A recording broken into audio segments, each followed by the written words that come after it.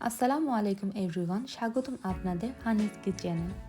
আজকে তৈরি করে দেখাবো কিভাবে একটি উপকরণ দিয়ে ঘরে বসে ঘি বানানো যায়।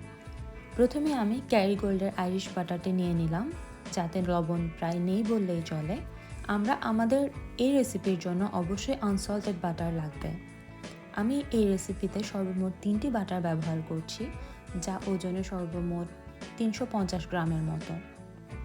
এক্ষেত্রে চুলার আঁচ মিডিয়াম রাখতে হবে, যেন পাত্রের তলায় বাটারগুলো লেগে না যায়। এই বাটারগুলোকে আস্তে আস্তে গলতে দিতে হবে, তাড়াহুড়ো করা যাবে না। এতে একটু ধৈর্য নিয়ে বাটারগুলো আস্তে আস্তে স্প্যাচুলা দিয়ে নাড়িয়ে দিতে হবে। আপনি যদি চান তবে বাটারগুলো কেটেও দিতে পারেন, সেই ক্ষেত্রে বাটারগুলো গলতে অত বেশি সময় লাগবে না। এভাবে 15 মিনিট পরে আমরা দেখব পাত্রের উপরে কিছু ফেনা তৈরি হয়। এই ফেনাগুলোই মূলত এই ফ্যাটগুলো যে বাটার থেকে আলাদা আলাদা হয়ে যাচ্ছে, যা আমাদের ঘি তৈরিতে সহায়তা করবে। আমাদের ফেনাগুলো তুলে ফেলে দেওয়ার দরকার নেই, এক সময় ফেনাগুলো নিজেই পাত্র থেকে উপরে আলাদা হয়ে ভেসে উঠবে। ঘি নিজে নিজে তৈরি হতে দিতে হবে, কোনো তাড়াহুড়ো করার দরকার নাই, অনেক আস্তে ধীরে করতে হবে। আর যদি মনে হয় পাত্রের তলায় লেগে যাচ্ছে, তবে মাঝে মাঝে একটু স্প্যাচুলা দিয়ে নেড়ে দিতে হবে। এভাবে আস্তে আস্তে যখন আপনি বাটারটি নাড়তে থাকবেন, দেখবেন বাটারটি আস্তে আস্তে হলুদ রং থেকে একটু কমলা বা সোনালি বর্ণ ধারণ করবে।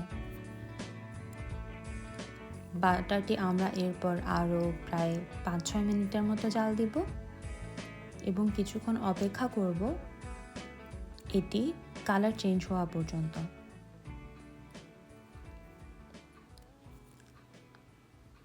5 মিনিট পরে আমরা দেখব এটি অনেকটুকু খয়েরি বর্ণ ধারণ করবে। আপনারা চাইলে এই পর্যায়ে বাটারটি ছেঁকে ফেলতে পারবেন, আবার চাইলে আরও 2-3 মিনিট অপেক্ষা করতে পারবেন।